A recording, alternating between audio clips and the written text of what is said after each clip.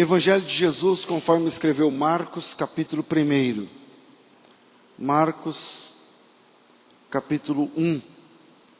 Hoje o tema é o seguinte: qual é a situação dos servos de Deus no tempo da apostasia? Como é que um crente de verdade deve se comportar no meio da apostasia? As noites de quintas-feiras são noites de estudo e vamos tentar aprofundar esse assunto. Se não der para terminar hoje, a gente termina semana que vem. A situação dos servos de Deus no tempo da apostasia. Marcos capítulo 1, versículo 1, diz assim: princípio do Evangelho de Jesus Cristo, Filho de Deus, como está escrito no profeta Isaías: eu envio o meu anjo adiante da tua face, o qual preparará o teu caminho. Voz do que clama no deserto: preparai o caminho do Senhor, endireitai as suas veredas. Apareceu João, batizando no deserto e pregando o batismo de arrependimento para a remissão dos pecados. Toda a província da Judeia e os de Jerusalém iam ter com ele, e confessando os seus pecados, eram batizados por ele no Rio Jordão. João andava vestido de pelos de camelo, trazia um cinto de couro, comia gafanhotos e mel silvestre, e pregava dizendo: após mim vem aquele que é mais poderoso do que eu, do qual não sou digno de, abaixando-me, desatar a correia das suas sandálias. Eu, em verdade, vos batizei com água, mas ele vos batizará com o Espírito Santo. Amém.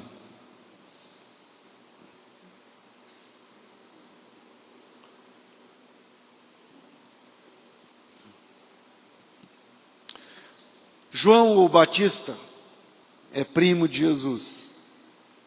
Eles têm a mesma idade. E ele é o homem que está no meio de uma mudança de alianças. A palavra aliança no hebraico é berit. E essa palavra berit no hebraico, quando fala aliança, não é isso aqui que eu estou no dedo. Aliança lá é um pacto, um contrato. Por exemplo, quando você vai alugar um prédio, você tem uma aliança com a pessoa, um contrato. O que pode, o que não pode, quanto que custa, que dia que paga, que dia que vence, o que acontece quando não paga, o que acontece quando tem algum problema, enfim, é um contrato.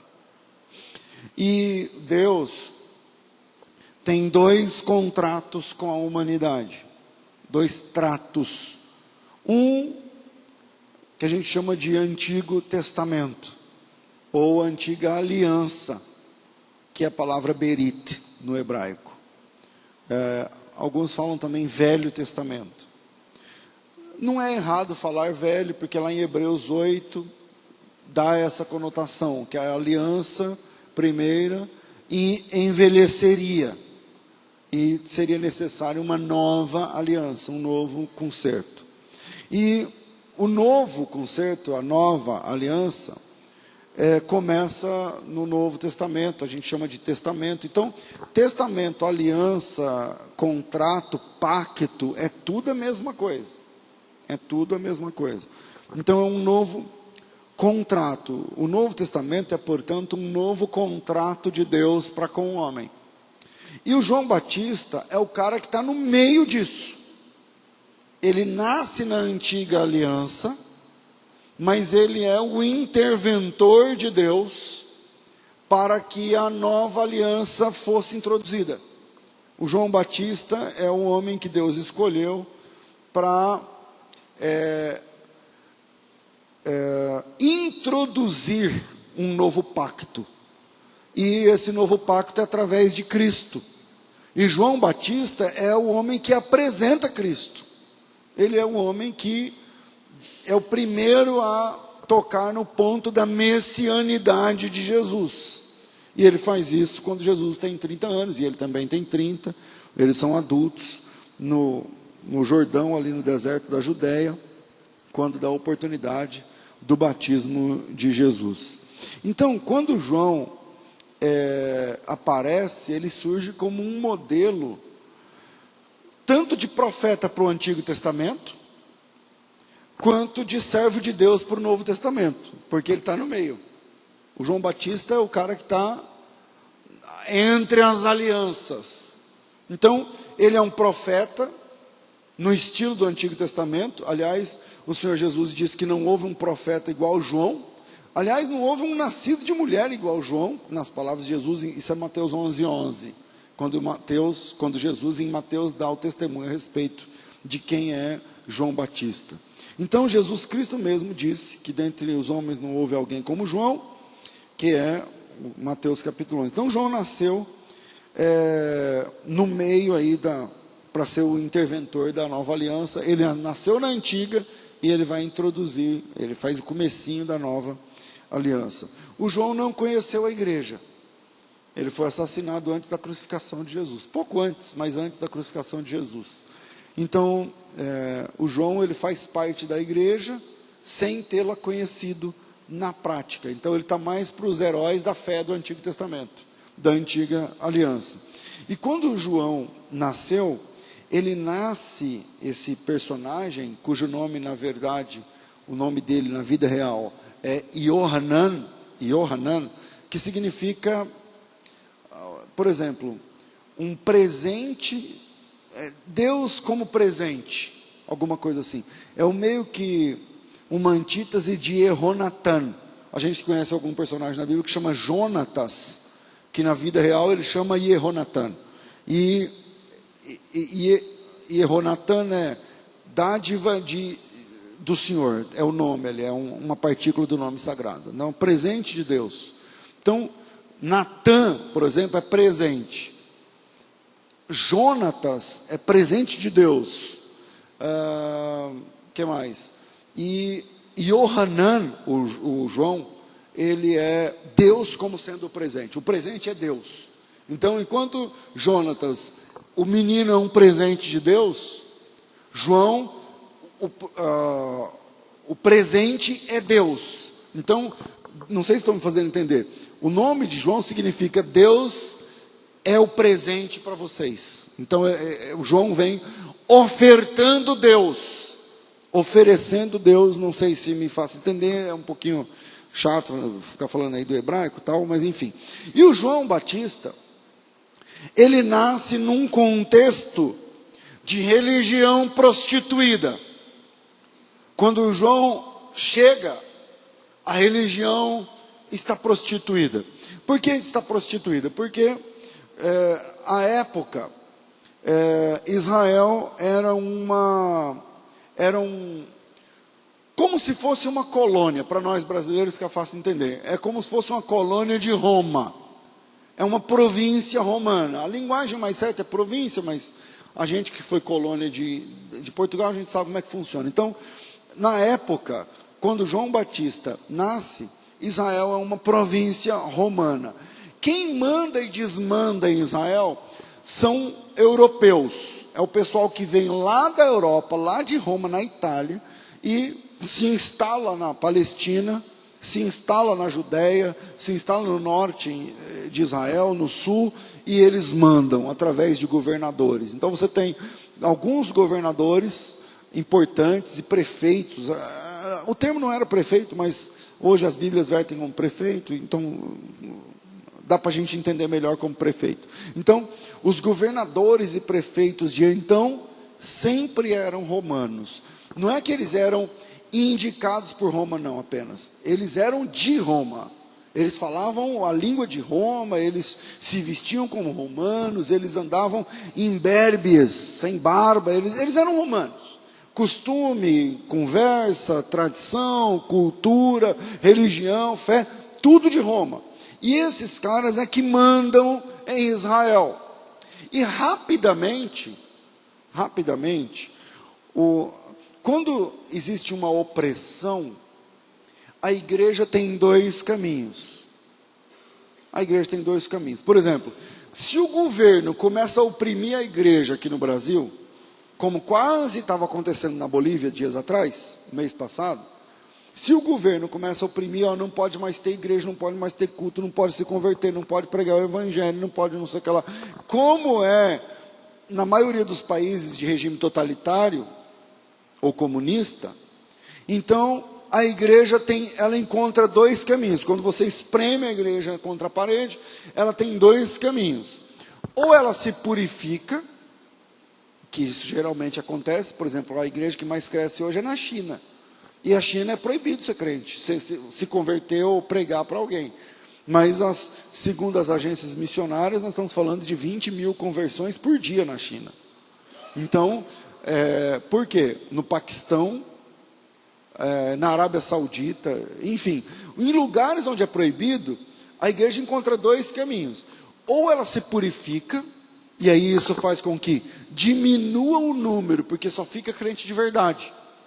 E como a maioria é cosmético, é crente o Senhor vai me dar, o Senhor vai me dar.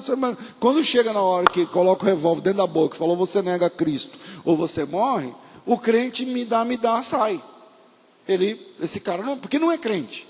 Não serve a Jesus, não ora, não chora, não prega, não expulsa demônio, não tem vida de leitura bíblica, não conhece texto nenhum. Ele está 10 anos na igreja, mas não conhece 2 páginas da Bíblia, tal. Então esse crentezinho aí, xoxo, espirra.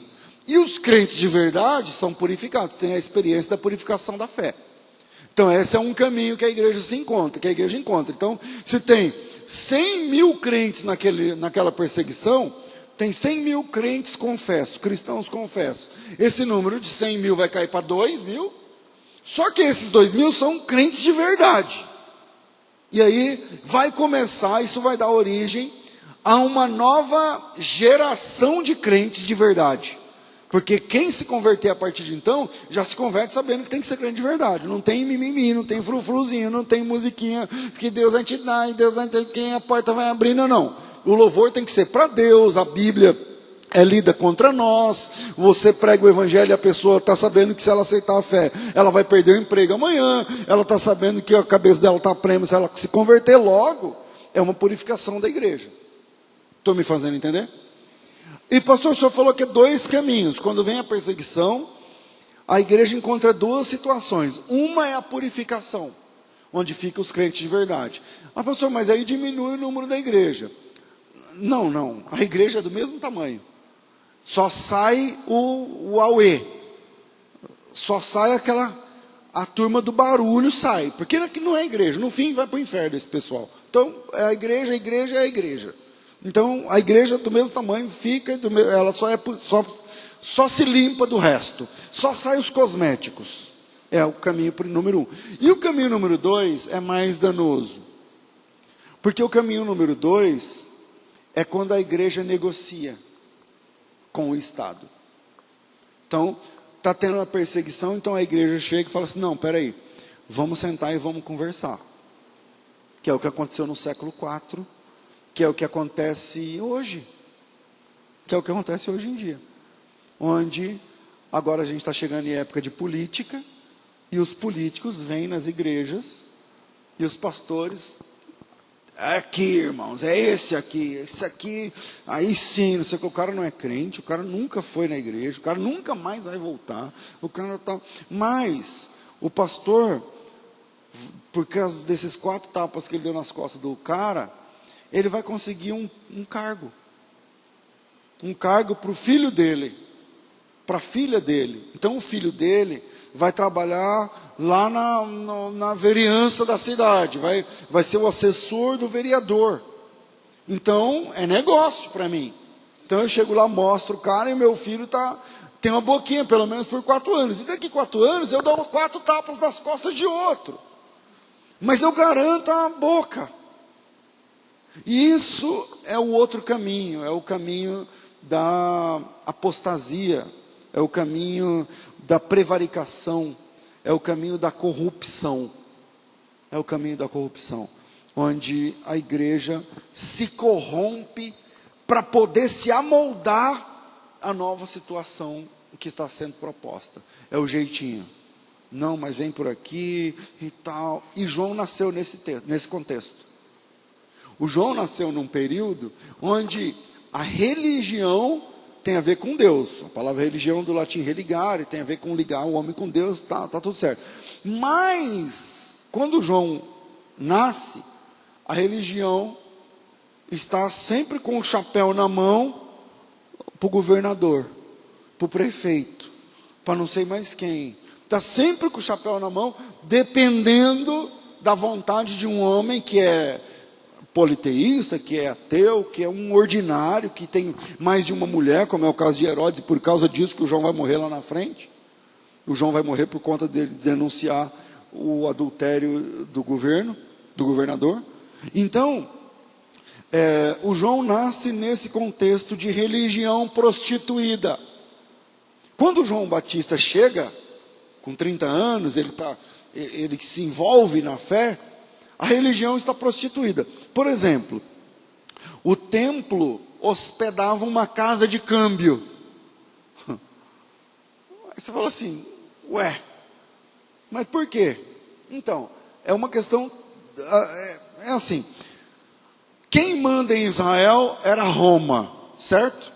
Por exemplo, quando vieram falar com Jesus sobre isso, sobre impostos, querendo envolver Jesus num rolo, Jesus falou assim, me dê a moeda do seu bolso. Ele deu a cara de quem está aqui, do César, rei de Roma. Ou seja, até o dinheiro para comprar o pão de manhã era romano. Só que no templo não entrava dinheiro pagão.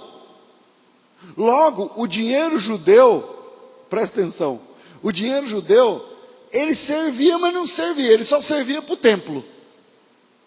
Ele só servia para o templo. Então, como o templo não podia paganizar a oferta, então a oferta que entra no templo era o shekel, é o dinheiro judeu. Então, mas o dinheiro que anda no bolso das pessoas é o dinheiro de Roma o tempo todo.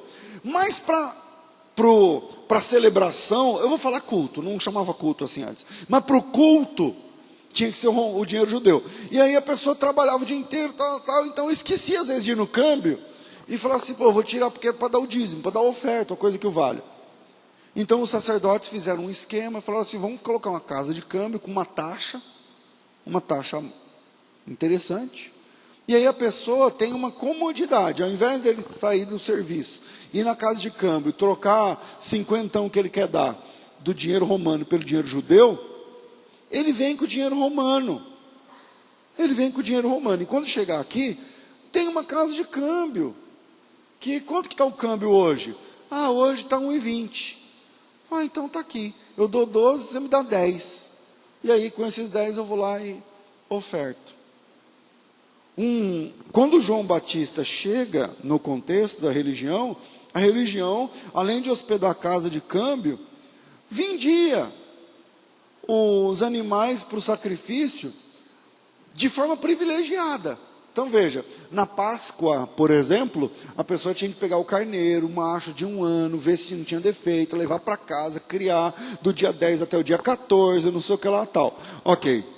Mas os sacerdotes falaram assim, peraí, vamos facilitar a vida das pessoas.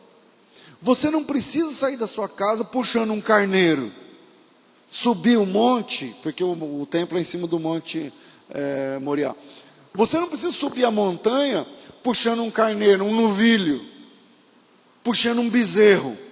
Já pensou, empaca o bezerro, nossa, aí suja sua roupa, porque e tal. Falou, não vem puxando o bezerro, vem com as notas dentro do bolso, vem com o dinheiro.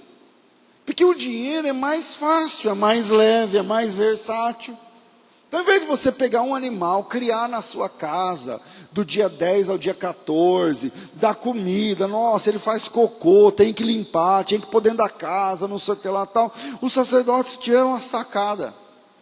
Não, a gente faz isso por vocês, a gente cria, a gente cuida e limpa o cocô.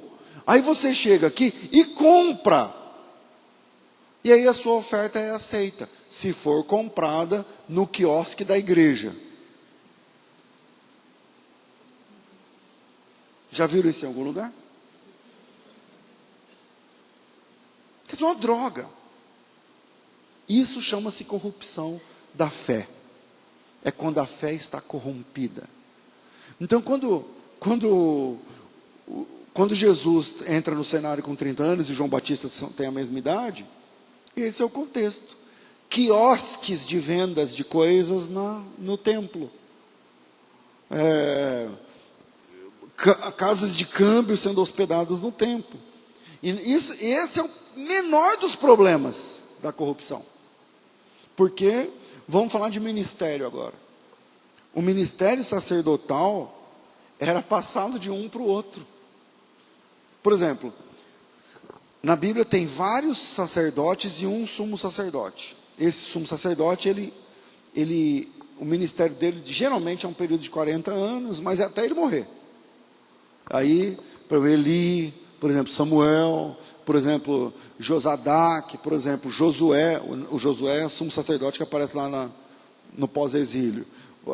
Por exemplo, Zadok, acho que eu falei. Enfim, sumos sacerdotes de verdade. Aqueles caras que Deus chamou o cara, né? Lembra do Samuel? Deus chamou de menino, do ventre, beleza. E esse é o padrão bíblico. Mas e quando João Batista nasceu? Bom, quando João Batista nasceu, o sacerdócio era trocado de ano em ano. Aí, quem mandou o pastor? Ninguém. Eles sentaram e falaram assim: vamos fazer o seguinte, esse ano sou eu, o ano que vem é você.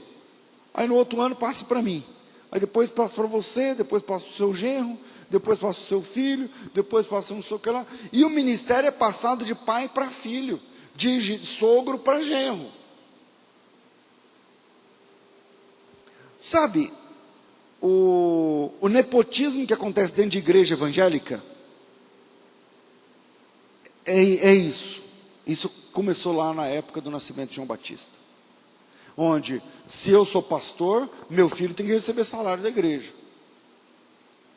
Se eu sou pastor, meu filho e minha filha tem que ter emprego aqui dentro, e tem que ganhar do dízimo e oferta de vocês. Essa é a mentalidade da nossa geração. O que eu estou tentando mostrar é que, assim como João Batista chega num contexto de prostituição, e o que eu estou falando de prostituição não é sexual, é pior, é cultual, é espiritual. E eu estou tentando mostrar para você que é nesse ponto que a gente está. A gente também foi plantado por Deus num tempo onde pastores se prostituem cultualmente, politicamente. Por dinheiro, qualquer negócio a gente faz. Por dinheiro, eu vou e tal. Então, a igreja está esquecendo que o caráter do ministério da igreja é profético. A igreja é profeta no mundo. Nós estamos aqui para profetizar a vontade de Deus. Amém, irmãos? E se o caráter da igreja é profético, a gente está esquecendo que profeta não frequenta festa de rei. Profeta é profeta. Profeta fala em nome de Deus. Seja o que for, haja o que vier, venha o que vier, haja o que houver, profeta fala em nome de Deus. Mas no contexto do nascimento de João, e no contexto onde eu e você estamos plantados, os cargos importantes eram passados de um para o outro. Por exemplo, João, coloca aí na sua Bíblia, João, Evangelho, capítulo 18, versículo de número 13. Evangelho de Jesus, escrito por João, capítulo 18, versículo 13, o texto da traição de Jesus, onde ele é preso, tal.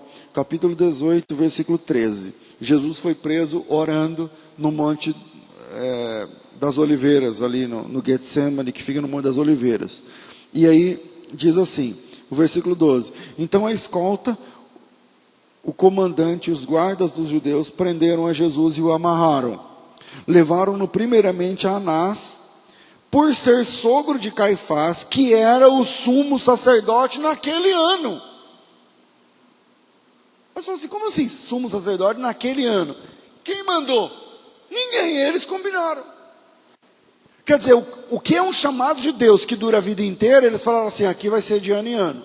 Porque cada um tem que mamar um pouco nas tetas dos dízimos e das ofertas.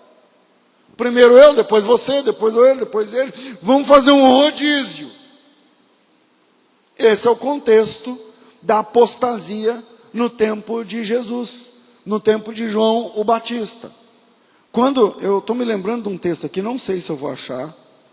Eu acho que é Atos dos Apóstolos, eu acho que é capítulo 22. Eu acho que é capítulo 22. Mas eu não sei. Quando Paulo, me ajudem, no 22, 23, por ali. É 23, achei. Quando Paulo ele é preso e ele vai diante do Sinédrio. Diante do Sinédrio. Versículo 1. Paulo, fitando os olhos no Sinédrio, disse: irmãos, até o dia de hoje tenho andado diante de Deus com toda a boa consciência. Mas o sumo sacerdote Ananias, aqui já é outro cara, Ananias. O sumo sacerdote Ananias mandou os que estavam junto dele que o ferissem na boca. Então Paulo disse: Deus te ferirá a parede branqueada, porque o cara estava todo de branco, né? Tu estás aqui assentado para julgar-me conforme a lei, contra a lei me anda me ferir. E os que estavam ali disseram: você ousa insultar o sumo sacerdote de Deus? E Paulo respondeu: eu nem sabia que ele era sumo sacerdote. Sabe por que Paulo fala que eu nem sabia que ele era sumo sacerdote? Porque o Paulo saiu do judaísmo e a dança das cadeiras continuou lá dentro da religião, da prostituição, do ministério, e que agora um cara é sumo sacerdote. Paulo nem sabia quem era o cara. E olha que Paulo, antes disso, tinha carta do sumo sacerdote para prender os irmãos. Lembram disso que eu estou falando? Paulo, que tinha carta do sumo sacerdote, agora nem sabe quem é o sumo sacerdote, quem é a bola da vez. Tudo isso eu estou construindo na introdução, né? Vamos ver. Então, quando o João Batista nasce, esse é o contexto. E quando o homem decide como é que fica o ministério, quando Deus deixa de dar a palavra final, quando Deus deixa de decidir, quando Deus deixa de escolher, e quando o homem é que dá o tom do que é certo e que é errado, que pode, que não pode, que deve, que não deve, bom, vira uma bagunça. Vira uma bagunça. Tem uma frase interessante, engraçada, é meio jocosa, mas engraçada. Eu não vou saber reproduzir, mas se você der um Google, você vai achar. Ele diz o seguinte: a pregação do Evangelho saiu da Galileia por Jesus, chegou em Jerusalém, virou uma religião. Saiu de Jerusalém, foi para a Grécia, virou uma filosofia. Saiu da Grécia, veio para a Europa, saiu da Europa, na Grécia, na Europa, veio para os Estados Unidos, virou uma mega igreja. Saiu dos Estados Unidos, veio para o Brasil, virou uma bagunça. Então, como a gente se comporta num tempo de corrupção? Como o servo de Deus deve agir num antro de corrupção no meio da fé das pessoas? Eu vou deixar os 3 pontos, não sei se eu consigo, acho que não, mas vamos lá. A gente termina semana que vem. Primeiro, a corrupção mostra a hora de mudar de endereço. A corrupção mostra o momento de mudar de endereço. Gente, eu acompanho o ministério há 20 anos, 20 e poucos anos. 21 ou 22 anos. Agora fez 22 anos. E não raro eu atendo pessoas que vêm conversar comigo, que fazem parte de ministérios prostituídos em todos os sentidos que vocês pensarem. Em todos os sentidos que vocês pensarem. De verdade. Coisa feia, que não dá para falar. E aí eu escuto, dá ânsia, dá raiva, dá vontade de bater, dá vontade de chorar, enfim. Aí no fim eu falo: e agora? Então, pastor, eu continuo lá porque foi Deus que me chamou. Mas você, peraí, mas Deus te chamou para viver? Eu não entendo esse nexo, De verdade eu não entendo. De verdade eu não entendo. Então, a corrupção mostra a hora de mudar de endereço. Presta bem atenção uma coisa que eu estou falando para vocês aqui, que eu vou falar para vocês aqui hoje. Eu não sou perfeito. Aliás, estou muito longe disso. Mas o dia que você tiver provas de que eu sou um pastor corrupto, e de que eu sou um pastor fingido, ou que eu estou falando uma coisa aqui, mas eu não vivo, ou então eu estou falando aqui usando o púlpito para não sei o que lá e tal, ou a política, ou não sei o que lá, procura uma igreja de verdade. Procura uma igreja de verdade. Uma igreja de verdade é uma igreja que o pastor ora e chora pelas almas, e prega o evangelho, e fala a verdade olhando nos olhos, e exalta Cristo, e fala da volta de Cristo. Procura uma igreja de verdade, porque eu estou desviado. Você está entendendo? Porque não tem condições de você servir num povo que está desviado. Eu até acredito que existem pessoas, por exemplo, muita gente permanece no meio da corrupção porque pensa que o ministério precisa deles. Não, pastor, eu inclusive não concordo, mas eu estou lá porque, sabe, precisa de mim, eu vou dizer para você, precisa de você mesmo, do seu bolso, do seu dinheiro, do seu trabalho, é isso que eles precisam. É disso que eles precisam. Porque, gente, vocês não têm noção de como anda lá fora. De verdade. Não, de verdade. Vocês não têm essa. Tomara que vocês não tenham, e se você não tiver, continue servindo a Cristo sem olhar para essas coisas. Mas a coisa está feia lá fora. A coisa está feia lá fora.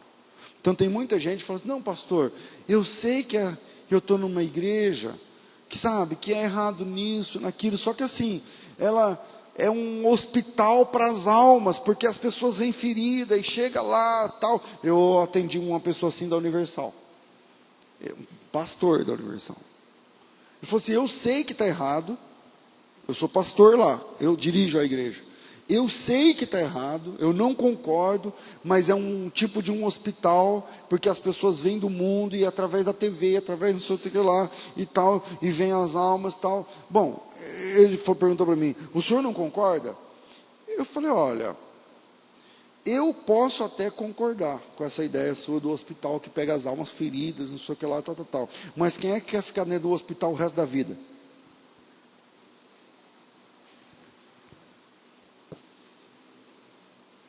Quem é que aguenta ficar num hospital? Quanto tempo você está nesse hospital? 20 anos. Então, irmãos, primeiro ponto, a corrupção mostra a hora de mudar de endereço. Eu estou com muito temor na minha alma para pregar essa mensagem, porque eu sei que depois vai para o YouTube. E aqui a gente está entre nós, em casa, mas depois milhares de pessoas vão ver e podem... Então eu quero só que você entenda que eu tenho temor para falar isso, e eu orei a respeito disso, de falar isso para vocês. Então, eu queria nesse primeiro ponto oferecer um texto muito importante. Lucas capítulo 3. Já disse isso dando aula para alguns irmãos. Eu já falei alguma coisa a respeito. Talvez você vai lembrar. O Lucas é o mais investigativo dos 4 evangelhos. Lucas não era discípulo de Jesus. O evangelho de Lucas é com base em pesquisas e entrevistas. É o que ele diz no capítulo 1, no versículo 1, 2 e 3, ele fala isso, olha, eu fiz a minha pesquisa, eu conversei com as próprias pessoas que estão contidas nesse evangelho. Então Lucas é o mais minucioso dos evangelhos. E o Lucas tem o Lucas ele consegue falar por códigos. É interessante isso. Não é o nosso assunto, um dia a gente fala sobre isso. Mas o Lucas tem marcas no tempo. Ele não apenas conta a história, ele conta a história e dá a data, mas às vezes ele dá a data de uma forma muito velada, e propositadamente, porque, por exemplo, no capítulo 3 ele faz isso porque tem uma denúncia grave. Então o texto diz assim, no 15º ano do reinado de Tibério César, sendo Pôncio Pilatos governador na Judéia, Herodes tetrarca na Galiléia, seu irmão Filipe tetrarca na região da Itureia e província de Traconites, Lisânia sendo tetrarca em Abilene, sendo Anás e Caifás sumos sacerdotes, veio no deserto a palavra de Deus a João, filho de Zacarias. A corrupção é que pela primeira vez na Bíblia, desde o começo do ministério sacerdotal até aqui, nunca houveram dois sumos sacerdotes. A palavra sumo sacerdote não tem plural. Essa é a primeira vez. Aliás, essa é a única vez. E o Lucas, ele está falando um caso lá, tal, mas ele está... do nada ele solta essa. Sendo Anás, o Anás é sogro do outro cara. É Anás e Caifás, é sogro e genro. O Anás não tinha filhos homens, só mulher. Aí a filha casou com o cara, ele falou, já que eu não tenho filho, e a mulher não pode ser sumo sacerdote, vai o genro. Tem isso no nosso meio hoje em dia também. Tem isso no meio da igreja também agora. O pastor só tem filha, o cara vira genro, então vai ser presidente também, vai ser o vice. Vai ser... E aqui o texto, no versículo 2, mostra uma denúncia. Que Anás e Caifás mandavam como sumos sacerdotes concomitantemente. Os dois tinham status de sumos sacerdotes. E isso é uma corrupção. Então o texto mostra que, a partir daí, a reação de João Batista é a seguinte. Veja, sendo Anás e Caifás sumos sacerdotes, veio a palavra de Deus a João, filho de Zacarias, no deserto. Deixa eu tentar explicar. Os caras que mandam na religião são dois. Quem são? Anás e Caifás. Os caras que vestem a mitra, o éfode, toda aquela parafernália de linho, o peitoral com urim, tumim, as pedrarias, as 12 pedras, e tal, o anel, e tudo que tem direito, esses caras chamam Anás e Caifás. Um é sogro, o outro é genro. Está em casa, tá em casa o negócio. Se você quer religião, Anás e Caifás. Se você quer as músicas da religião, Anás e Caifás. Você quer os sacrifícios da religião, os holocaustos, Anás e Caifás. Você quer a religião em si, as oblações e tal, está tudo funcionando no templo, nas mãos de Anás e Caifás. Mas o texto diz assim, a palavra de Deus não estava com esses caras. Sendo Anás e Caifás, sumos sacerdotes, veio no deserto a palavra de Deus a João, filho de Zacarias. Então quem quisesse religião, no templo está funcionando. Está tudo funcionando. Tudo limpinho, tudo cheirosinho, tudo aberto, no sábado bombando, está tudo funcionando na religião. Mas se alguém quisesse procurar palavra de Deus ao invés de religião, não ia achar isso aí no templo. Porque a palavra de Deus estava com João. Aonde? No deserto. O João saiu fora. O João saiu fora. Aliás, a palavra igreja, que é a palavra eclesia do grego, é sair fora. Igreja, o que é igreja? Aqueles que saíram fora. Aqueles que saíram da corrupção. Isso é a palavra igreja. No sentido mais estrito da palavra, a palavra eclesia é aqueles que saíram. Então, como é que João se comportou no meio da corrupção? Primeiro eu quero perguntar como é que nós nos comportamos. Então eu vou te falar. No meio da corrupção, alguém descobre um pastor que roubou, ou que adulterou, ou que mentiu, ou que não sei o que lá, ou um cantor que bebeu, que encheu a cara, que usou droga. Tudo isso tem na nossa geração, disponível a meia dúzia de cliques de nós. Sim ou não? Ok. Como é que as pessoas da nossa geração se comportam e como é que o João se comportou? Bom, as pessoas da nossa geração se comportam compartilhando, se escandalizando e espalhando para o máximo de pessoas possível, com a carinha.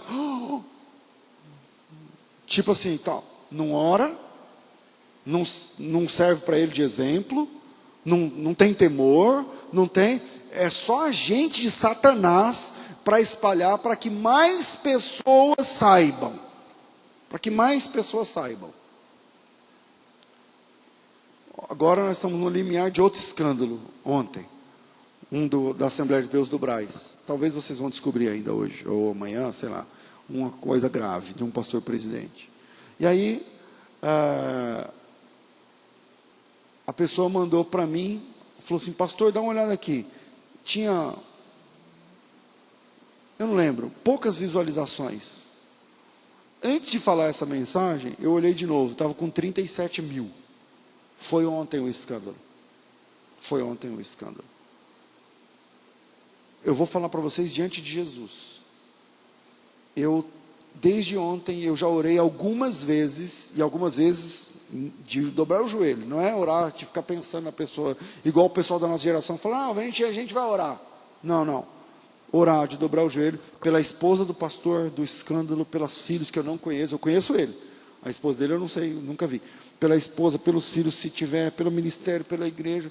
Porque, meu Deus do céu, é o nome de Cristo, gente. É o nome de Cristo.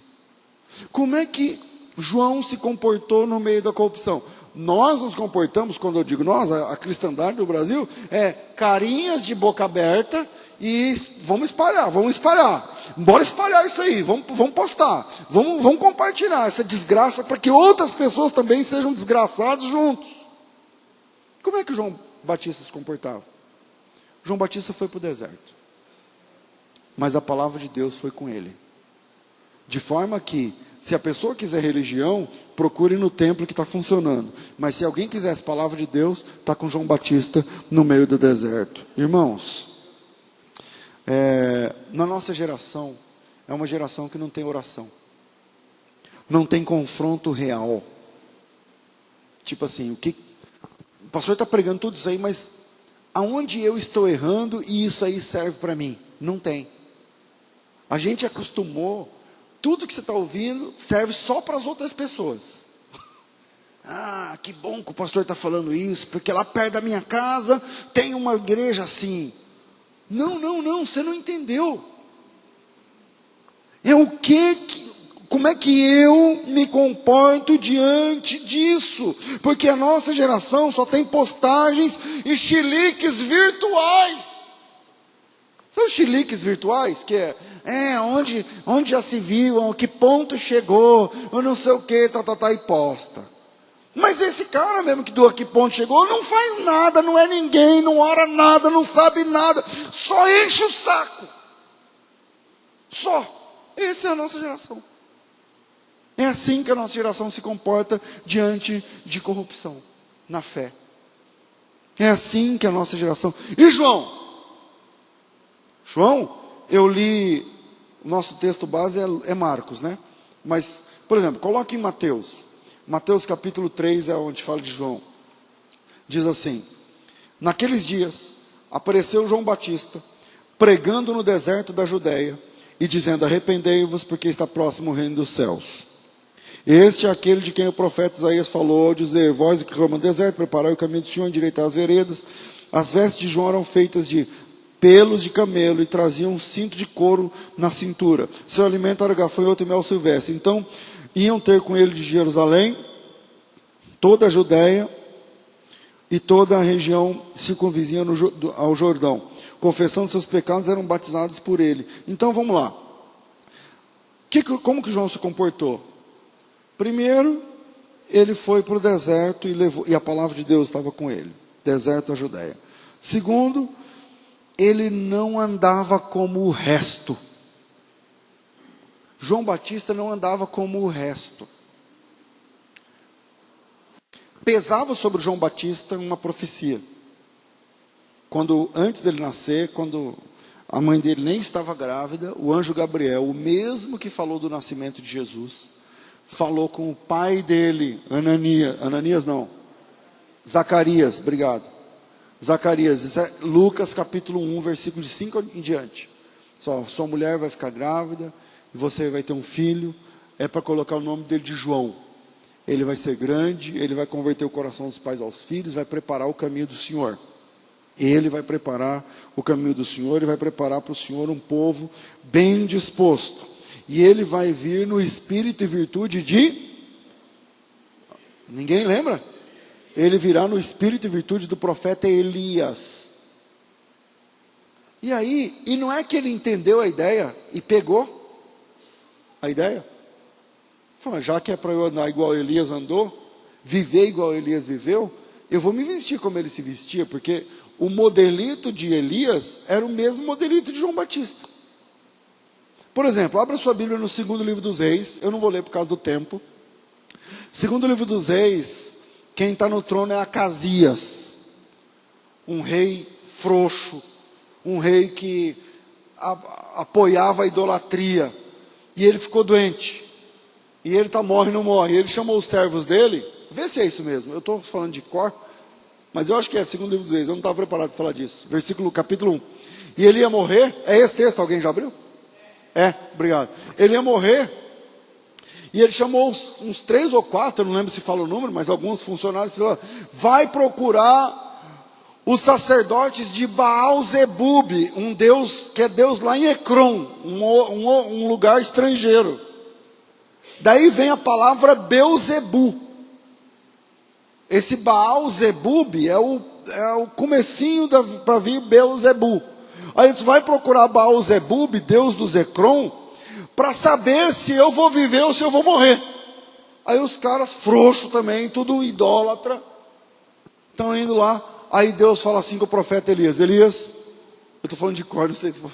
Elias, o Acasias está doente, mandou uns caras aí procurar o Baal-Zebub, os sacerdotes, intercepta eles no meio do caminho e dá um recado da minha parte.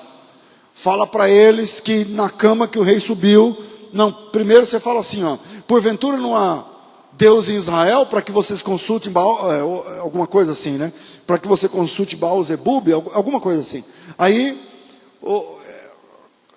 diga para ele que da cama que ele subiu não descerá, porque certamente morrerá. Aí o Elias foi, o Elias era um profeta meio sangue no zóio, né? Você já sabe que o Elias era terrível. Aí o Elias foi, interceptou os caras no meio do caminho, cheio de Deus, ele estava, tão cheio de autoridade que ele estava em menor número, ele era um só. E mandou essa para os caras, porventura não há Deus em Israel? Para que consulte Baal-Zebub, não sei se está assim, mas acho que é por aí. Aí, em Ecrom, não sei o que lá, aí eles pararam e falaram, e ele emendou, fala para o rei, que da cama que ele subiu, ele não descerá, porque certamente morrerá, é assim que diz o Senhor. Sabe o que os caras falaram pro Elias? Nada. Falaram nada. Porque esse pessoal é frouxo. Foram tudo embora. Chegaram lá, o rei falou, uai, já? E aí? Eu vou viver, vou morrer? Como é que funciona? Eles falaram, então, a gente não chegou lá. Aí eles falaram assim, mas por quê? Acho que é versículo 6 aí por aí. Por quê? Porque apareceu um homem no meio do caminho, brabo, cheio de autoridade, e interceptou a gente, falou tudo que a gente ia fazer, e falou que da cama que o senhor subiu, o senhor não vai descer porque o senhor vai morrer. O rei abriu o olho desse tamanho, falou, vixe, como é que é? Que da cama que o senhor subiu, não descerá porque certamente morrerá. Ele falou, quem é esse louco? Quem é esse cara? Aí eles falaram assim, a gente não sabe quem é.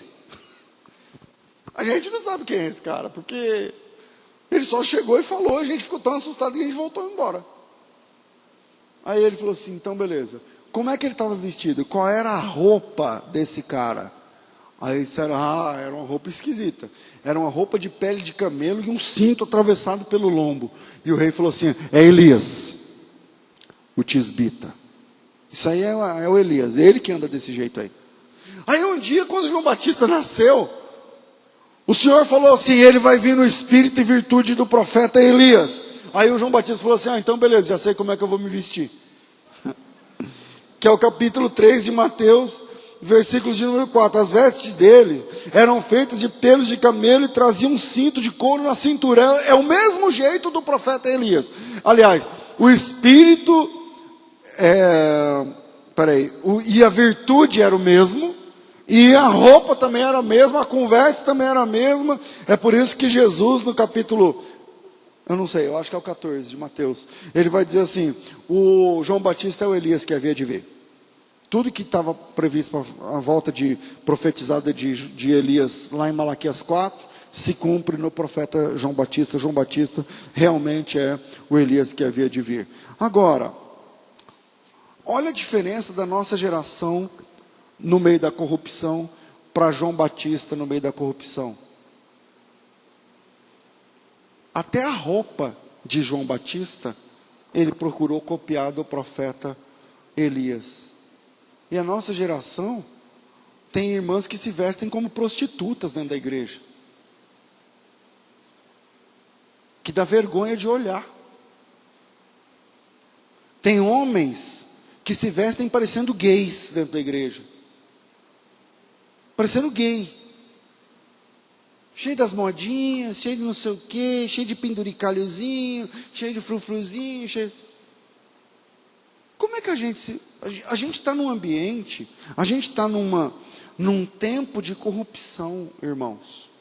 Está feia a coisa está feia. O nome de Cristo está sendo envergonhado, numa velocidade que você não tem noção. Como é que a gente se comporta? Como é que a gente deveria se comportar? Porque a nossa geração é mais preocupada com a roupa que vem para o culto do que orando a respeito do que vai acontecer no culto. As pessoas passam mais tempo escolhendo roupa do que rasgando o coração, dizendo: Senhor, fala comigo hoje no culto, eu preciso ouvir a tua voz, a tua direção, eu preciso sentir, eu preciso entender, eu preciso aprender. Não tem isso. É 1 hora na frente do espelho e 2 minutos de joelho dobrado. Porque meu joelho dói.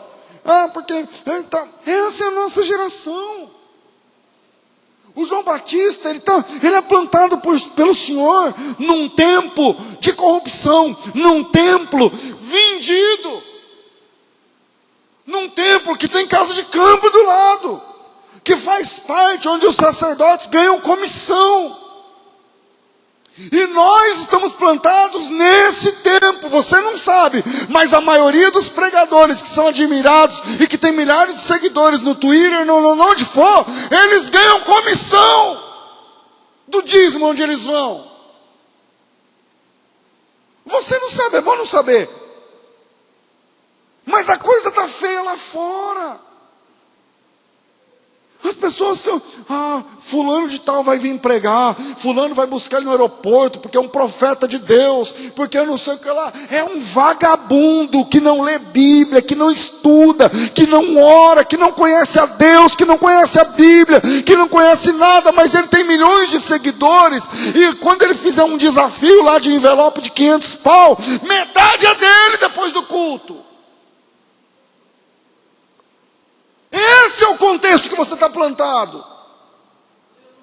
E como é que a gente reage? E como é que a gente age diante da corrupção? Bom, a Bíblia diz que João largou o templo, largou tudo e foi para o deserto, e a palavra de Deus estava com ele. A palavra de Deus estava com ele.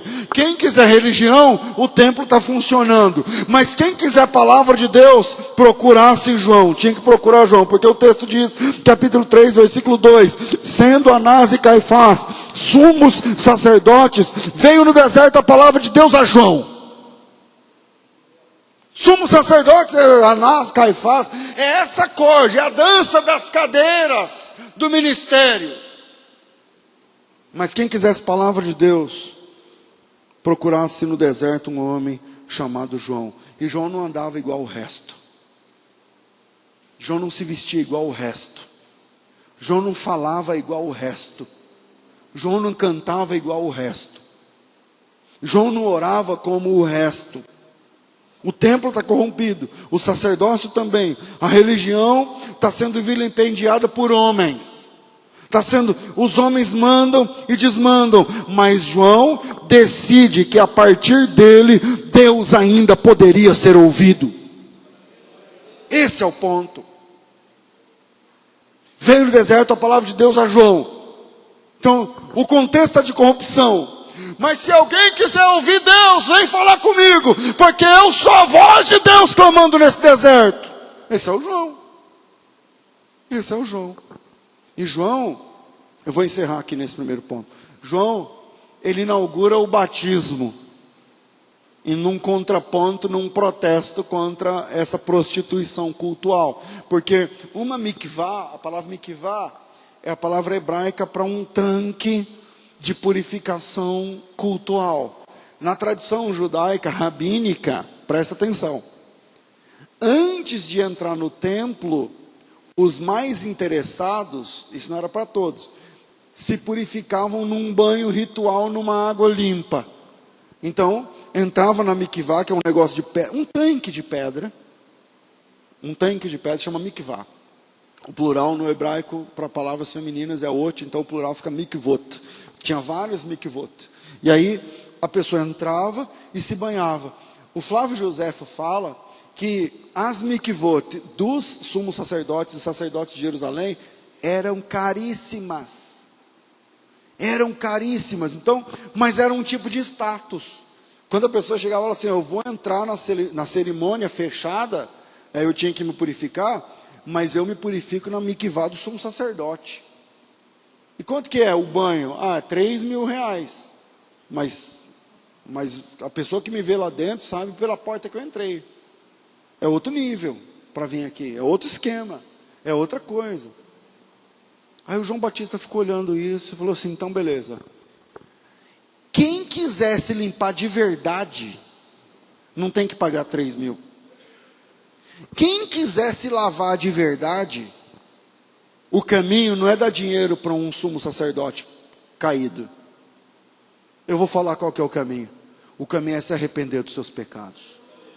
E se você se arrepender do seu pecado, eu batizo você aqui, isso é de graça, não tem que me pagar nada. E na mikvah do João Batista, milhares de pessoas começaram a vir. Ele começou a ficar popular. E daí ele inventou o batismo.